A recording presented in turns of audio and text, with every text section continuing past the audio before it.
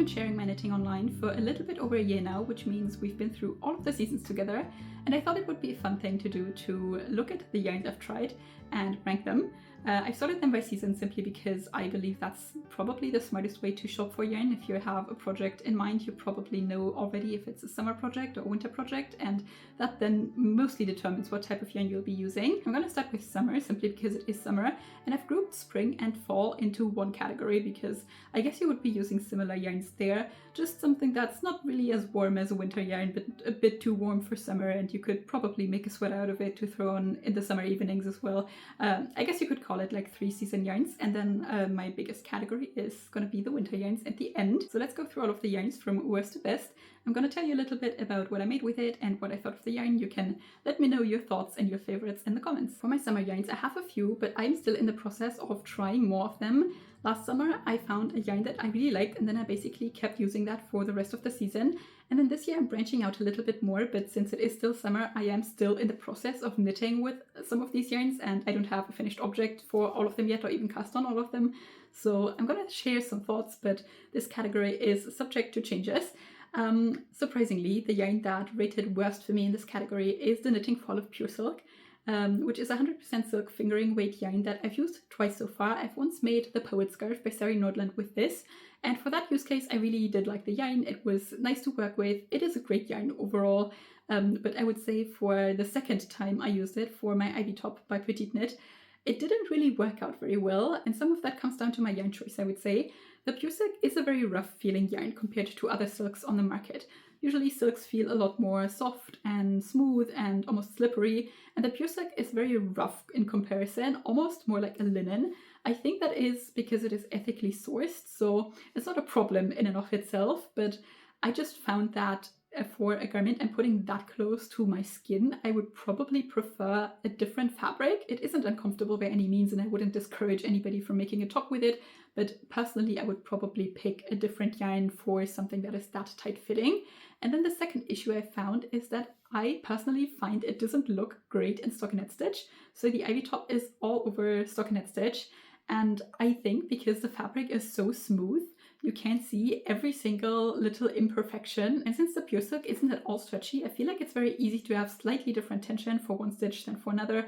And in the stockinette fabric, that's just incredibly visible. So I feel like my knitting didn't look super clean with this yarn. And I think if I were to use this yarn again, which I am not opposed to, I still have the yarn from my Ivy Top because I did unravel it, so I can definitely still make one project from it. But knowing all of this now, I would probably pick a project with a bit more positive ease. If it is stockinette, I would pick something where I'm fine with it looking a little bit uneven, where I'm not looking for a super clean and polished stockinette look, or something with lace, for example. I could imagine this working really well. So I wouldn't discourage anybody from using this yarn. I would just say maybe don't knit like a tight-fitting stockinette top out of it. I know it's one of the recommended yarns for the pattern, but I just personally didn't really enjoy the way it looked in that yarn. And then second place for now is a yarn I'm currently still working with. I have my project right here, I can show it to you. This is going to be a stretch sweater that I'm writing a pattern for. This is the state of it so far. And I'm using the BC Garn Big BO Balance for it. And I've put that in second place in this category for now because I haven't finished the sweater yet, as you can see. So I can't really tell you how it wears yet. We'll see about that, but so far I've had a good experience knitting with it. So I guess I'll just tell you what I know so far. It is a DK weight yarn that consists of 55% wool and 45% cotton, and I grouped it in with the summer yarns despite it having such a high wool content because to me it feels more like a summer yarn. I think a lot of people work with cotton blends in the summer, and for me it seems perfect for a summer evening sweater. I probably wouldn't make a top out of it. I think the wool content for where I live is a little bit too high for that to be a comfortable temperature, but well, I guess I'll knit it up fully and then I'll see. So far I really enjoy working with this because it perfectly combines the advantages of cotton with the advantages of wool. So because of the cotton in this, I can tell that when I work with it or when I'm trying on what I have so far, that I don't get super warm in it, but the wool is really practical to balance out some of the problems that cotton usually has. The first one being that it is a bit uncomfortable to work with to most people. I've recently made a full cotton sweater and I was kind of okay with holding the full cotton even like all day long and knitting with that. But I know a lot of people find it really uncomfortable, and I would say that this yarn is very comfortable to work with because it does like glide through your fingers. It doesn't feel rough, it feels very soft actually. So that is really nice. And then on top of that, I also feel like the stitch definition is much better. With cotton, it's also easy to have that issue I was describing with the pure silk earlier, where it doesn't have any stretch, so you have to be very diligent to get your tension correct for it to not look uneven in stockinette stitch. But as you might be able to tell here, this produces a very even fabric. It isn't blocked yet, so maybe that would help. But compared to what the pure silk, for example, looked like knitted up, I really do prefer this a lot. I'll see how it wears once I have this as a finished object, but I think this is a very nice yarn so far. And in first place, I've put the yarn that I used all summer last summer, because that's just what I've worked with the most, and I think it gives you a great value for money, and that is the Drop Spell. It is a DK weight yarn that consists of 53% cotton, 33% viscose, and 14% linen, and it is incredibly affordable, but really nice to work with. I've so far made my lobster topster design from this. I've also made a Madeline sweater from this by Pernille Larsen, and I've made some scrunchies that I just self-drafted with the leftovers that I had. My favorite part about this yarn is actually the viscose component. It makes the yarn a lot lighter than most cotton and linen yarns are. It also means that it is more drapey, so for things that are supposed to like fall nicely on you, this yarn is still very suitable. If you knit with just cotton or linen, the fabric can be a little bit stiff, and I feel like the viscose very much helps with that. And also it feels a lot softer on your skin than a full cotton or a linen yarn would feel. So I think for all of the use cases that I've tried with this so far, it was actually great. It still isn't a stretchy yarn, and I will say it is very splitty. So I've heard many people complain about this yarn because it isn't as nice maybe to work with if it splits all the time. I feel like I've worked with it enough now that I've just gotten used to it and I don't really pay attention to it anymore. I was struggling with it a little bit when I first got it, I remember, but after I finished my first project with it, I immediately got more for a second one. So far it is a pretty good yarn for me. Another small downside to me, I would say, is that it only comes in DK weight, at least for the drops version. I know that there is a yarn by Sandysgarn called 𝗙𝗏, which has the exact same fiber combination, and I believe that's a fingering weight yarn. And I'd really like to try that at some point, because I enjoy the fiber combination a lot, but for where I live, it gets pretty warm in the summer. It was 40 degrees here last week. At that point, I'm not wearing anything knitted anymore, but at least for the somewhat colder days, I think it would be nice to have a knitted top that is a little bit thinner of a fabric. I think that I might get more use out of it in the summer here. So that is something I want to try in the future, and that is all of the summer yarns that I have so far. We'll see. I have some Drops Cotton Merino laying around to make a top with as well. I hope that is gonna happen this summer. I'm also working on a filet crochet top right now, so I'm using a random crochet thread. I didn't know whether to include that here. It's obviously not fun to work with. I don't know what to tell you. It's crochet thread. So maybe that is my worst fitted yarn. But we can now move on to the, I guess, 3-season yarns, just something you can wear in fall and in spring and maybe like on a cooler summer day or in the summer evenings. And I have a few more of these yarns, and somehow my worst rated yarn in this category again is Knitting for Olive yarn, which is so weird because I don't have a problem with their yarns. They're all very nice. So last place in that category for me is the Knitting for Olive Merino. It is 100% merino yarn, obviously, and it is fingering weight, and I held it double to make a second version of the Ivy top by Petite Knit that also was a bit of a fail. I promise it has nothing to do with the pattern, what I'm reading here. I do have an argument. My argument is the following. It is a very nice merino. It has a great color selection. I think it's also like ethically sourced somehow. It's like cool. I like the yarn. It was fun to work with. It feels really nice. My issue with it is mostly the price here, I guess, because I feel like for the other yarns that they offer, like the soft silk mohair or their silk yarn, I can't really get them cheaper elsewhere. So if I'm looking for a silk yarn, no matter what brand I look at, the silk yarns will be very similarly priced. For their merino, I understand that it's a good merino, but to me, if I buy a merino from a different brand for half the price, I can't really tell the difference in knitting it up or wearing it. If you really like Knitting for Olive and you don't care about the price of the yarn, then by all means go for it. It's a great yarn. I have no complaints about it. Just for me, if I'm buying a merino yarn, I feel like I have other options available to me that are more affordable and don't feel like worse quality. So I'm probably going for another yarn for this specific use case. In 5th place here, I've put the 𝗙𝗛𝗡𝗗𝗏 Cool Wool Big. This is a worsted weight superwash merino yarn that I've used a few times when I began knitting. So I've made my first ever knitted project out of this yarn, which was a striped self-drafted scarf. And I've also used it to make a gift knitted hat, I believe, around the same time. And this yarn I have no complaints about. Again, it is a nice yarn, it was fun to work with, it is more affordable than the merino by Knitting for Olive. Since it is a superwash, I probably wouldn't use it for garments, which is I guess why I placed it at this spot in the rating, but I actually think for what I used it for, it was pretty much perfect. It's just a merino yarn, I would say. It didn't really stand out to me, but there's nothing that I really have to complain about. I think the superwash was even practical for things like a scarf or a hat, just because if I wear a hat, I'm gonna like take it off and throw it in my bag and then it's gonna fall on the floor, and it's just kind of nice to be able to wash that easily, but probably not a yarn I will keep coming back to unless I'm making like a gift knit accessory maybe. And then after that, in 4th spot, I have the Knitting for Olive Soft Silk Mohair. I will say I haven't worked with mohair a lot, and this is actually the only mohair I've ever really tried. It is a lace weight 70/30 mohair silk mix, and I've used it twice so far, once in my Poet Scarf by Sarah Nordland, where I held it with pure silk, and once in this Cloud Tee by Petite Knit that was supposed to be a cloud blouse. Anyway, for the scarf, I find it very slightly itchy. I obviously can't compare, but I have heard people say that the Knitting for Olive mohair is surprisingly soft for mohair, at least compared to what other brands' mohairs feel like. So if you're making a scarf with mohair, I guess this is probably one of the better options to go to. I would say I'm like medium sensitive to scratchy and itchy yarns, and I can feel it like a tiny bit when I get warm in the scarf, I would say. It's okay though, I can wear it all day, it doesn't like super duper bother me. And for this Cloud Tee, I don't know. I feel like for a t-shirt it is too warm for me. I will probably get more yarn and put proper sleeves on this. I do find it soft and comfortable to wear in a t-shirt like this. I wouldn't say this t-shirt is bothering me anywhere really. Obviously a scarf is just very close to your neck. I would like to try this mohair or any mohair held with a merino in a sweater. Maybe at some point. That is something I've somehow never done before. I guess most mohairs are just on the more expensive side of yarns I buy, and holding it with something else is just going to make it more expensive for the finished project. So that's probably why I haven't tried it so far. The only other like cheaper mohair I can think of is the one by Drops, and from what I've heard about that, that is kind of hit or miss, like with the colors as well as how itchy it feels.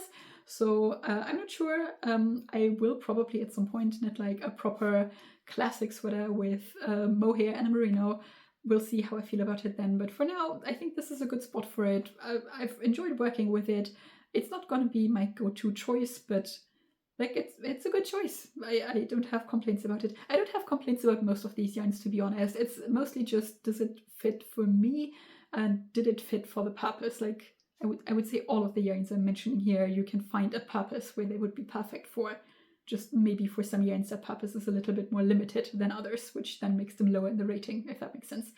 The next yarn I have, are we already in spot 3? Yes, we are. It's a Cardiff Cashmere Classic, which is a sport weight 100% cashmere yarn. I've somehow made a lot of projects out of this, considering I only ever bought, I think, 2 balls of it. The first thing I made was a Sophie scarf by Petite Knit. I just wanted like a very classic white cashmere scarf. I thought that would be really nice to have.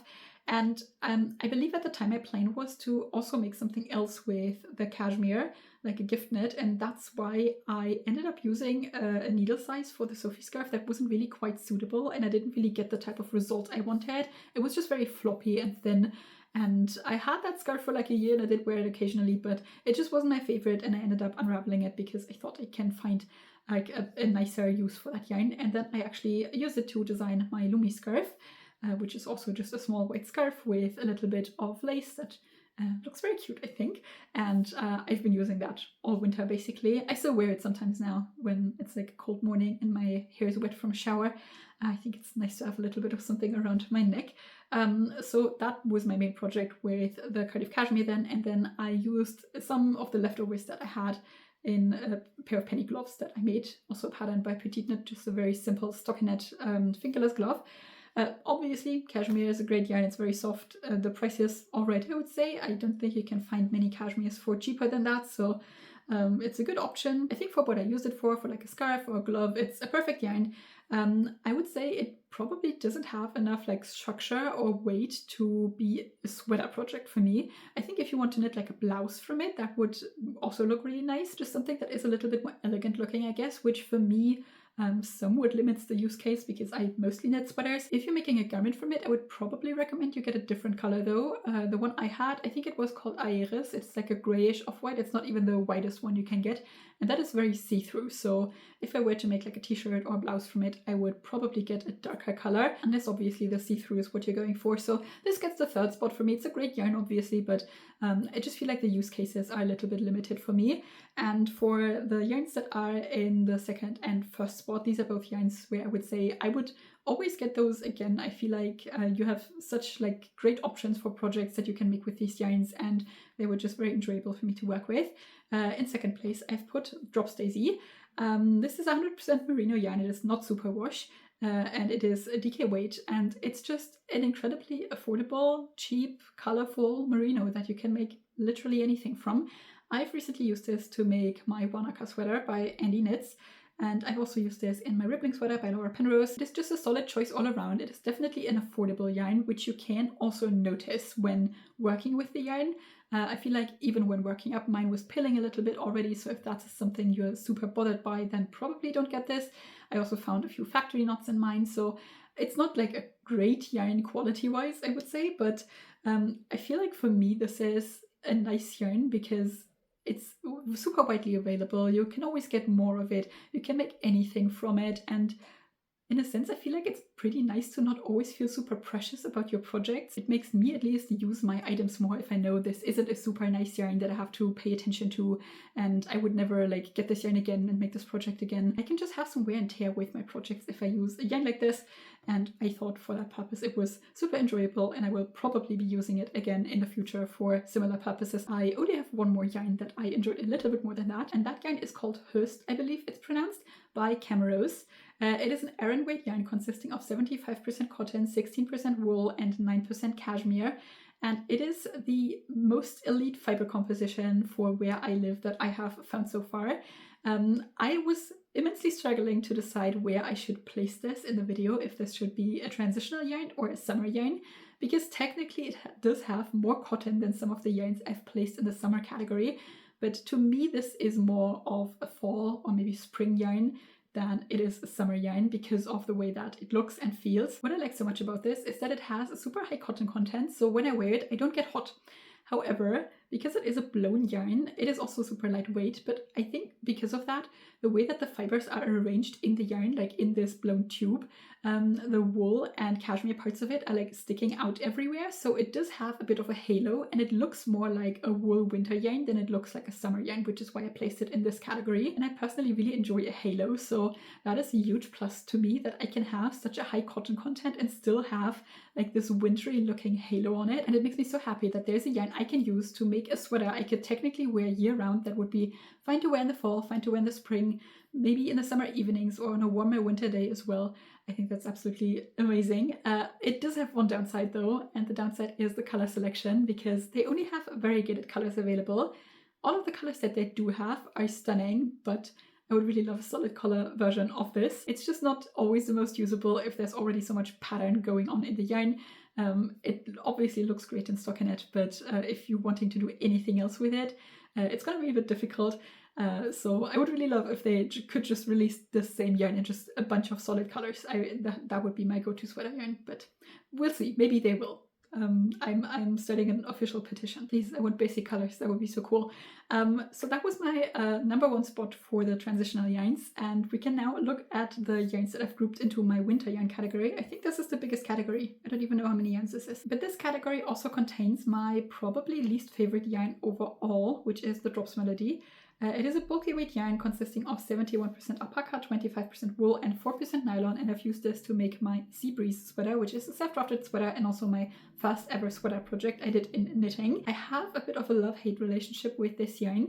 As I said earlier, I really like a halo, and this yarn is basically only halo. It has a thin thread in the middle, which I assume is maybe the nylon, and then the other fibers are just flung around that essentially.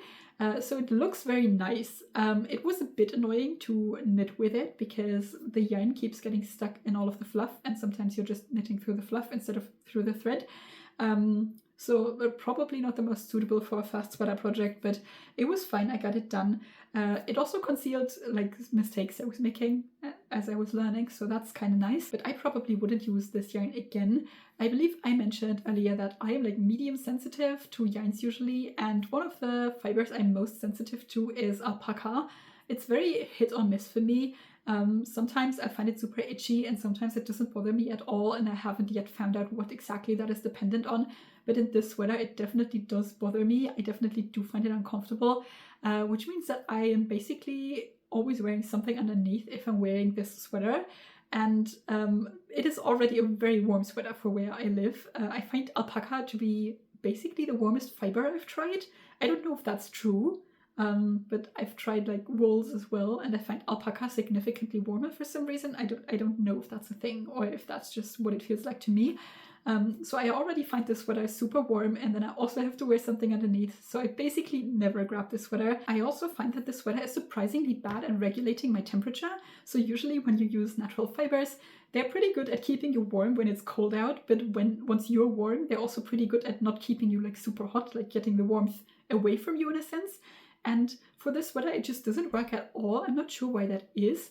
I think maybe it's because of the nylon, but also the nylon content is like super tiny, or it could be because of the fluff. But I've used other fluffy yarns and I haven't had that problem. I don't know. The sweater is super warm, then I'm wearing something underneath it, and then once I'm warm, I'm like warm forever, and it's just super uncomfortable to wear to me. And I don't know what I would make out of this yarn that I would need to buy it again. Maybe you could make like a fluffy bag or something if that is something you would be interested in.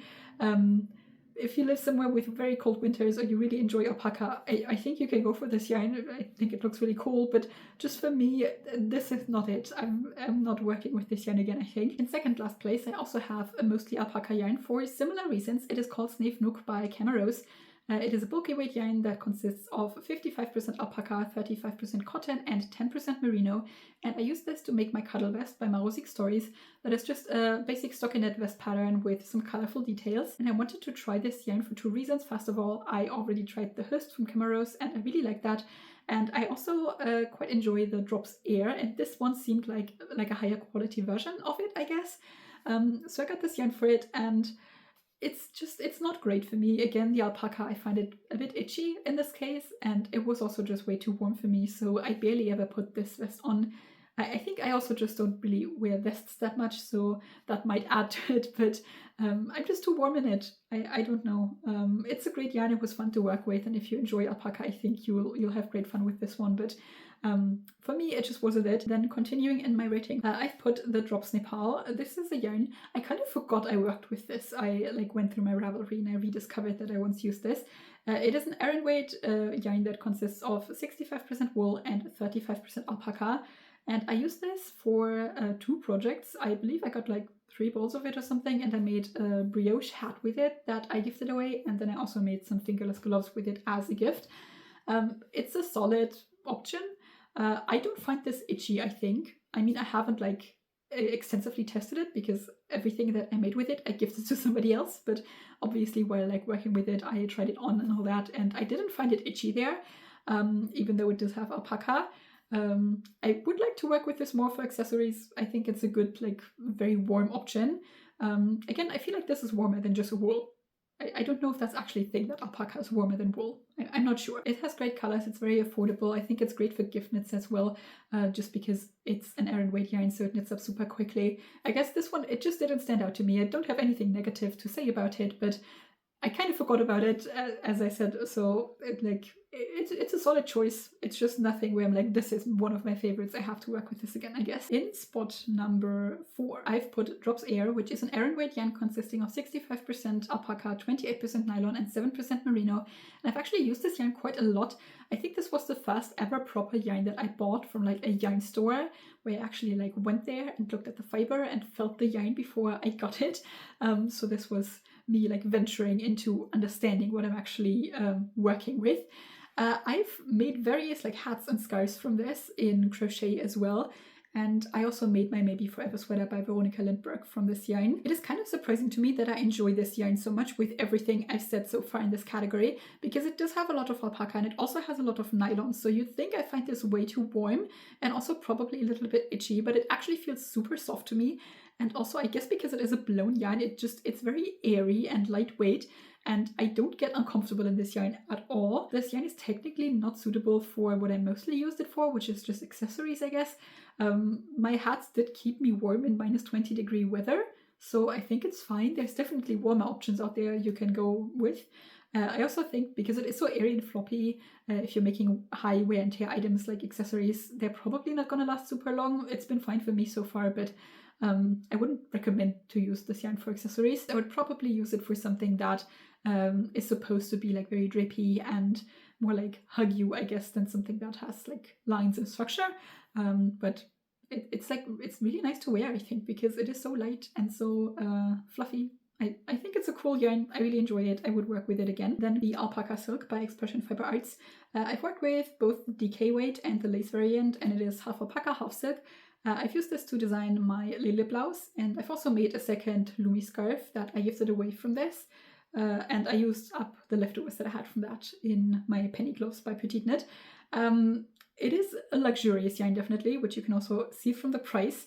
It is incredibly soft. It feels like close to cashmere for me. The silk is very, very smooth, and despite the alpaca content, I found that this feels super nice next to skin. It isn't itchy to me in the slightest. It's also a good temperature for me, I would say, because it has such a high silk content. So I found this very pleasant to work with. Because of the price, it's probably not going to be like my go-to yarn or my go-to recommendation. But if you're wanting to try it out, I think this is an absolutely amazing choice. For my spot number 2 and number 1, I actually wasn't really sure how to rank these two because they're both great. And I ended up putting the yarn I like a little bit more in spot number 2 and the yarn that is a little more usable in spot number 1. So for spot number 2, I've decided on the 𝗙𝗛𝗡𝗗𝗏, which is an Aran weight 100% Icelandic wool yarn that I used to make my 𝗙𝗛𝗡𝗏𝗧𝗘 sweater. It is one of my favorites probably because of the halo. I just think it looks very, very cool. They also have such like nice vibrant colors that I really enjoy. And it was just such a joy to work with. I like that it is Aran weight too. I like knitting like big sweaters like that. It's just not super usable if you want a ton of stitch definition. I made a colorwork project with this, which technically would probably assume you need more stitch definition, but I think for that specific pattern I was making, the amount of definition that I got out of the yarn was fine.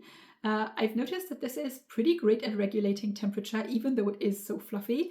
I think I was saying about the Drops Melody earlier that one of the reasons why I assumed it wasn't as great as keeping or cooling me back down once I was warm was because of the fluff in it. But for this yarn, I'm actually always comfortable in this. I've worn this sweater hiking in the spring quite a lot, so when it was still a bit cooler or a bit breezy, this kept me really warm and cozy. But despite me like moving my body and walking the entire time, I never overheated in this. I never got super warm, so that's great.